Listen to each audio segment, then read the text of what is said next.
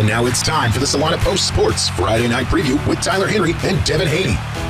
Hello, everyone, and welcome back for another installment of Salina Post Sports Friday Night Preview Show, presented by Kansas Wesleyan. Tyler Henry here, joined by Devin Hanney. And Devin, is crazy again. We look at how fast the high school football season moves week by week, but only 2 weeks left in the regular season before we get to last week's games. I mean, this really is kind of the final all-in push. You want to get yourself a good playoff spot. You want to make sure in some cases that you make the playoffs. These are two crucial weeks coming up in the world of high school football. It really is, Tyler. I just got in talking to a coach here minutes ago, and boy, we're talking about senior night. You know, and how did we get here so fast? But halfway through October already, we're knocking on the door of November, and the time change where when kickoffs start to happen, it's going to be dark, and it just gives you that feeling, right? As he and I was talking, the weather cools off a little bit at night, and it's been a little bit windy, and it just mentally, I think with the players, he was talking about how some of his guys were hitting a little harder in practice and had a little better pep in their step. You get that playoff feeling now this time of year, I think, is starting to creep into all of us. Well, and it's also that time of year, right? You've laid the groundwork for these first 6 weeks. Now you know what's possibly on the table for you, and it's a chance for you to kind of seize control of your own destiny and go out and get it. With that, let's take a quick look back at the matchups that took place last week as we review week 6. It was a tough one for our area, but 3 or 4 big winners across the board. We'll run through them here. Salina Central fell to Andover Central after putting up a really good fight in the first quarter, 31-7 the final in that one. Goddard knocked off Salina South 60-10. Augusta shocked Abilene 36-22. They got the win over the Cowboys, and Wamego took care of Chapman 56-16. The first winner in our area was southeast of Salina. They knocked off Hillsboro 36-8. Ellsworth fell to Halstead 13-31. Minneapolis fell to Beloit 27-13. A couple of teams that got their first wins of the season. Sacred Heart knocked off Bennington 31-12. Solomon, boy, they really took it to Gossel 58-8. And El Saline picked up a 38-36 win over second-ranked Little River. Devin, that was a huge win for the Cardinals last week. It really was, and you look at this El Saline team, I think they continue to impress us every week, right? And they had that tough opening week loss to Hanover, 34-16, which the Hanover team right now is still undefeated. They haven't lost a game at all this year. That was their second closest game of the season for Hanover. They lost by 6, I believe, to Frankfurt. But then El Saline, after that week 1 loss to Hanover, they go on a run and pitched a couple of shutouts going into the game against Little River last Friday night. And as you said, they end up getting that.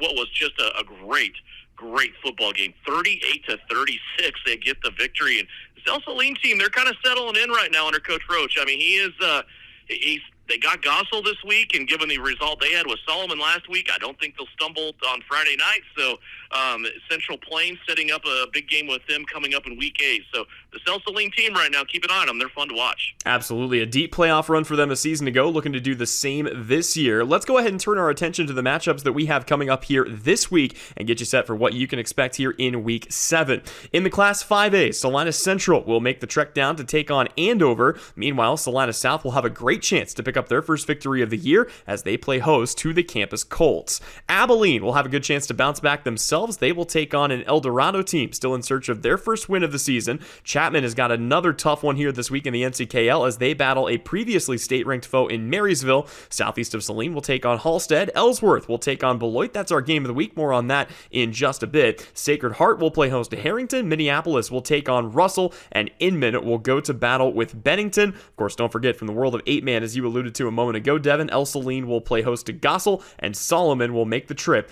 to Canton-Galva. When you look at the matchups here this week, Devin, it seems like, again, the last chance here for some teams to state their case. Any of those matchups that really kind of pop off the page at you? We had a week that we just kind of looked at each other and went, boy, it's going to be rough for our area schools. We might squeak out 1 or 2 wins, right? This week, I think, is opposite. I mean, I think the area schools can have some contests, be able to come out of it on the winning side. I think the result at the end of the night will be exciting to look at for all of our area teams. A couple of games in my head that I'm looking at is the Salina Central game. They get ready to play Andover. Those are 2 teams right now at 3-3. This Andover team, they're coming off of a win, and for people that have just kind of paid attention to KCAC football over the past years, Jamie Cruz, the head coach at Andover, he used to be the head coach of the Bethany Swedes, so he'll lead an Andover team at home against another 3-3 team in Salina Central. Keep your eye on that one.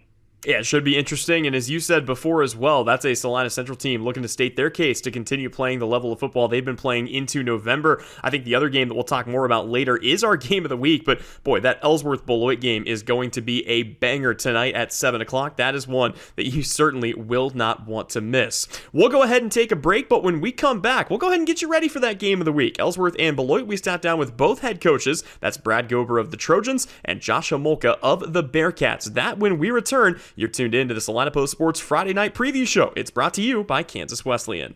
With record-breaking enrollment, great new facilities, and top-notch activities, Kansas Wesleyan's the place to be. Whether you want to study nursing, elementary education, criminal justice, or social work, our academic programs will open doors for your future, all while you participate in activities like music, theater, or athletics. Learn more about why KWU's the place to be by visiting kwu.edu.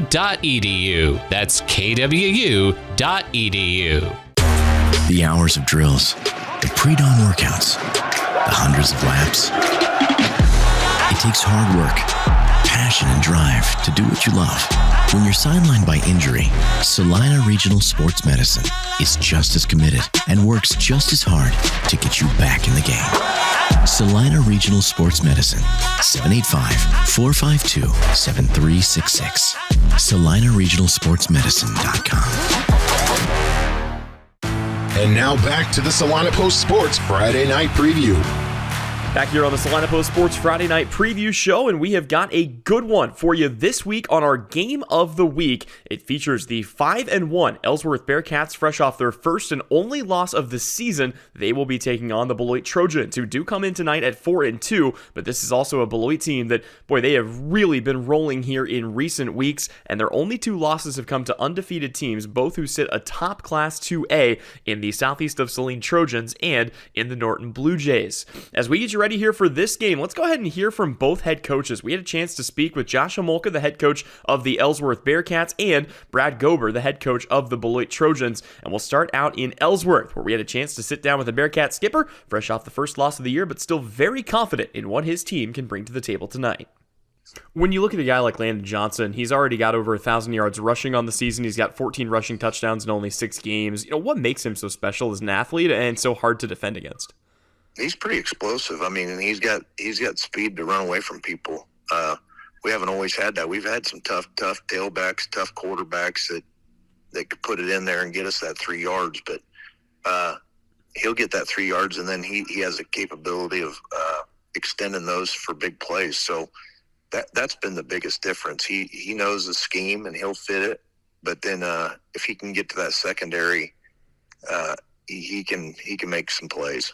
You got 2 huge games coming up here to close out your season. I know we talked about something similar last year, but, in a way, does it almost feel like the playoff type games begin here this week? Yeah. I mean, these are playoff caliber teams, and they're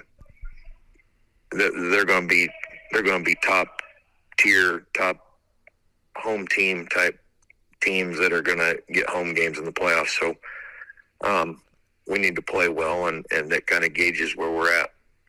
When you have a chance to scout Beloit, what are the biggest things that kind of stand out to you right away, just about the way that they play?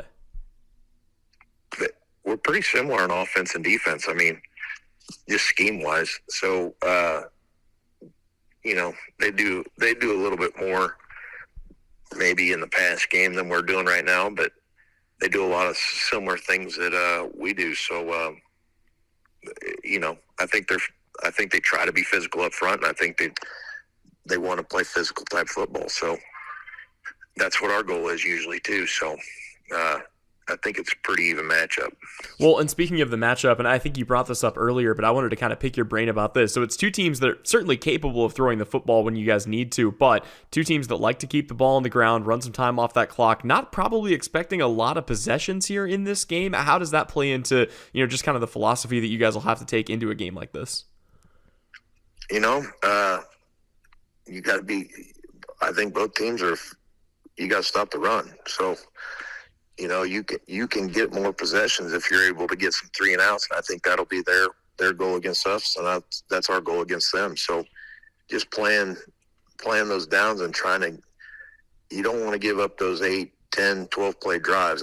that wears the defense out, and it turns out a lot of our guys on defense play offense. So the more we can get 3 and outs and short, limit their opportunities. That's the goal. So, because possessions are going to be important in this game, because both teams, they're going to try to grind it out. Defensively, what are some of the biggest challenges that Beloit presents on that side of the ball, and where will your offense have to be sharp here on Friday night? I think they do a good job. They do a good job running the ball. So, but with their run game, they do a good job in play action. So I think play action pass and things like that could be big for them. And we got to play. Those are 2 things that I think we really got to play well against play action pass. And if they get the run going a little bit, that play action gets even better. So we need to be good against the run. Well, and last thing for you here, Coach, but overall, what would you say are your biggest keys to the game? What does Ellsworth have to do to pick up another big win here and move to 6-1? I think playing well on defense, obviously, and we got to take advantage of. We got to be able to drive the ball, just like we're saying. We got to stop them do that. We got to sustain some drives and keep our defense off the field. We also had a chance to sit down with Brad Gobert, the head coach of the Beloit Trojans, and pick his brain a little bit about how well these tough battles have prepared him for a game just like this. Defensively, you guys have one of the better teams in Class 2A. You're allowing under 12 points per game. What do you feel like has really kind of clicked with that group this season? Well, I mean, we're really big up front, and our defensive line is really good. In 21, we had a really good defensive line. That was that had a lot of different guys on it, from Brandon Walker, played in the Shrine Bowl, to Grady Seifert, who was a junior that year, is at KU, and Cameron Conkle, a bunch of other guys on that 21 team. They're really good. This group is, on par with that, from Eli Johnson, and Brody Litton, obviously we've got Brody Boudreaux and Colton Walters, those 4, and then we've got a couple other guys that rotate in across Kimmer and kids like that, where we got a really good defensive line. And when you have a really good defensive line, it really allows your defense to be pretty good, because you can control a line of scrimmage in the run game. You can pressure the quarterback. There's so many things that you can do. So, defensively, we're really good up front, and that's really helped us out a lot. And we play some really good teams here, too, some really talented quarterbacks. And so all of that is just helping us improve and get before we get to the playoffs. This is obviously a big game coming up here against an Ellsworth team that you guys have shared a league with over the last, really forever, it seems like. But, again, you look at your schedule with Russell coming up here week 8. Does this kind of feel like the last, big test for you guys on your schedule to, kind of make sure that you guys are playoff ready, if you don't feel that way already? Yeah, no, every game is an opportunity to sharpen yourself and to get yourself into a position to be ready for the playoffs. It really doesn't matter who you play. It's about how you play. And for us, the biggest thing for us right now is how are we playing? And, last week we played well at times. Like I said, we left 2 scores out there. And so, we had 400 yards of offense last week and only 27 points. And that's just some of the things that we talked about earlier about finishing drives and things like that. And so every game presents those opportunities to improve in those aspects of the game. And so, these next 2 weeks, obviously this is the big one this week with the versus Ellsworth, a non-district game, but especially with the new playoff stuff, every game is so important for seeding, so we've got to really focus in on this game right now, and then we focus on the next game after that. And then at that point, it's win or go home. So both games super important, but really excited for this one. Well, and let's talk about this one. You guys face a solid Ellsworth team. I know they lost their first game of the year last week, but still a really strong Bearcat squad. When you watch them on film, what are some of the biggest things that stand out to you right away, just about the way they play? Well, Coach Revolka does a great job with that team. I mean, they're always super well coached. They're always very disciplined in what they do on offense and defense. Their kids know what the expectations are on how the schemes are run.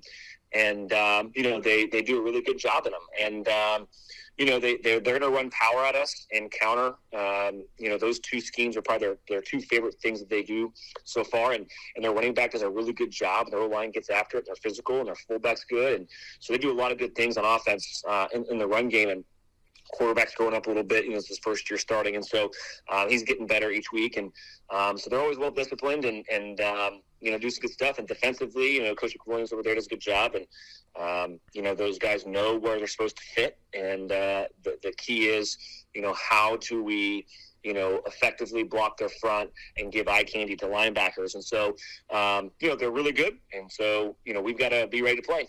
Well, last thing for you here, Coach. We ask every single coach every single week, but overall, what are your biggest keys to the game? What does Beloit have to do to pick up a big win here on the road and roll here to 5-2? We have to establish the line of scrimmage on offense, and make them and move that line of scrimmage forward. And on defense, we have got to dominate the line of scrimmage, because that's what they want to do, and we've got to put them behind the sticks. If we're putting them in second and third and long, I feel really good about where we're at defensively. If we're allowing them to get 3 and 4 yards a pop, it could be a really short game with not a lot of possessions, and we got to make sure that's taken care of. So establish the line of scrimmage on both sides of the ball. If we do those things, we'll be just fine. Once again, that was Brad Gobert, head coach of the Beloit Trojans, and Josh Homolka, the head coach of the Ellsworth Bearcats. Those two doing battle tonight on our Salina Regional Orthopedic and Sports Medicine Game of the Week. Pre-game coverage starts at 6:40 p.m. with kickoff set for 7 o'clock. It should be a good one. And don't forget, you can tune into that game 100% free with live video and audio commentary right here on Salina Post. We'll step away, but when we come back, we'll get you a preview and a look at all 3 games that you can tune into tonight across our Salina Post Sports Network. That when we return, this is the Salina Post Sports Friday Night Preview Show. It's presented by Kansas Wesleyan. The Bennington State Bank proudly supports local sports and wants each student to know that their hard work and talent is noticed and appreciated. At Bennington State Bank, they care about local communities and are committed to fostering long-term relationships through the delivery of excellent customer service, integrity, and fairness. From helping local businesses to supporting community youth and nonprofits to helping you purchase your dream home or invest in your future, Bennington State Bank is here to help. Give them a call to experience exceptional banking with hometown service. Bennington State Bank, your trusted hometown bank. Member FDIC. We spend 1/3 of our lives working to build our wealth. With over 50 years of combined experience, Billings Group wants to be there to help manage yours. If you're planning for retirement or looking for financial coaching, then come see us on Westchester Drive, east of the YMCA, or visit our website at billingsgroup.com. Securities offered by registered representatives through Private Client Services, member FINRA, SIPC. Advisory products and services offered by investment advisory representatives through RFG Advisory, a registered investment advisor. RFG Advisory, Billings Group, and Private Client Services are unaffiliated entities. And now back to the Salina Post Sports Friday Night Preview. Welcome back in here on the Salina Post Sports Friday Night Preview Show. Tyler Henry joins once again by Devin Hanney as we get you set up for the games that you can tune in for tonight across our Salina Post Sports Network. And Devin, we have got some good ones on tap. Let's go ahead and start, as we always do, with the Sacred Heart team that we talked about it last week. They had an excellent chance to finish out their season on a high note. They got off to a really good start with a home win over Bennington last week. They will look to keep that rolling against the Harrington Railers here tonight. Get the win and move on, right? Your week of practice now should be a lot better than what they have been. Guys should have a pep in their step a little bit, and just, like we talked about too, I think the change of weather maybe has a little bit to deal with that too. And they're going to play a Harrington team that, like Bennington, they've made the transition to 11-man this year from 8-man. It has been an experience for them, and they're struggling a little bit, and I think Sacred Heart can take the momentum that they had from last week. And it wasn't a squeaker win by Sacred Heart. They dominated that game. I think they can take that momentum and take the Railers tonight and make it 2 wins in a row, which will be exciting, especially they have a chance to win next week too.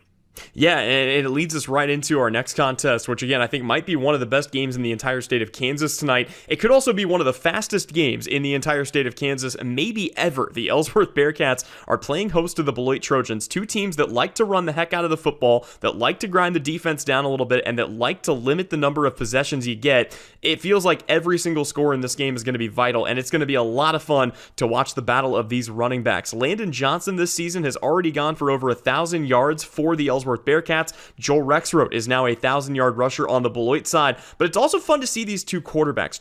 Jackson Weston last week for Beloit came into that game with 4 touchdowns to 4 interceptions. He ends up throwing for 3 passing touchdowns, did not throw a pick in that game. He has stepped up and added a new key here to the passing game. Same can be said for Will Donnelly of Ellsworth, who has stepped up big, but you also look at where those 2 teams are in the form of their season. This is a Beloit team that's faced off against some of the best teams in the state. They come in at 4-2. It's it's an Ellsworth team that had kind of a head scratcher to a Halstead team that we'll talk more about here in just a moment. They come in at 5-1, and again, you look at the way these two teams finish out their season, it is going to be crucial in terms of district standings and in terms of playoff formatting to get a win here tonight. Should be a good one from down in Ellsworth. Speaking of that Halstead team, they will have their hands full as they take on Southeast of Salina. And Devin, when you look at the Dragons, they're a little friskier, I think, than what people give them credit for. Southeast of Salina, a team that is going to be heavily favored in this game, but make no mistake, that Dragons team can come out and surprise some people.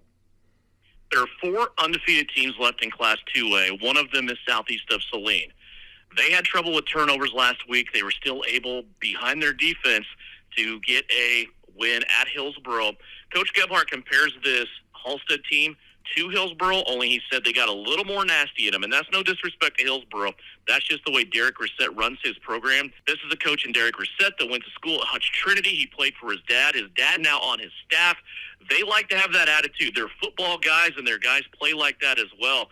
That result from last week, Tyler, I think set everybody back a little bit, right? We kind of had it on cruise control, at least I did, thinking we're going to have, for the 3rd consecutive year, a game in Week 8 that features an undefeated Ellsworth team versus an undefeated Southeast of Salina team. Well, that's not the case, as Halstead beat Ellsworth last week 31-13. And not only the result, but the score just kind of set me back a little bit. You also have to dig into the surface a little bit with this Halstead team.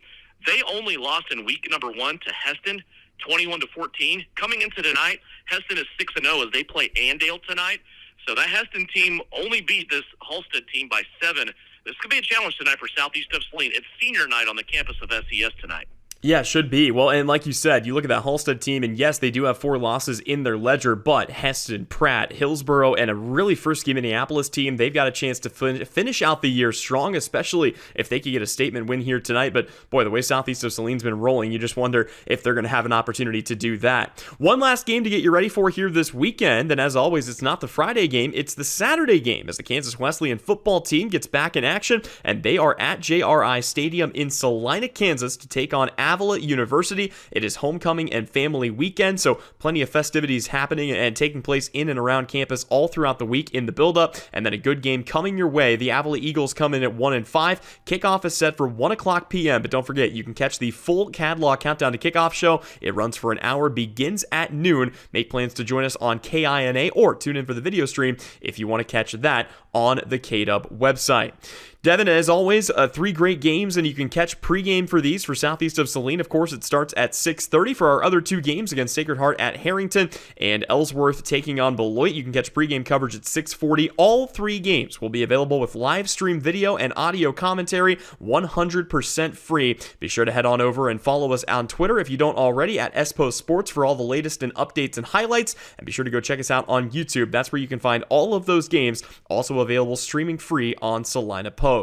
That'll just about wrap it up for us. Once again, this has been the Salina Post Sports Friday Night Preview Show. It's presented by Kansas Wesleyan. We'll step away, but when we return, it's the L&L Advisors Countdown to Kickoff Show. It's pregame for Southeast of Salina and Halstead, and it is next right here on KINA.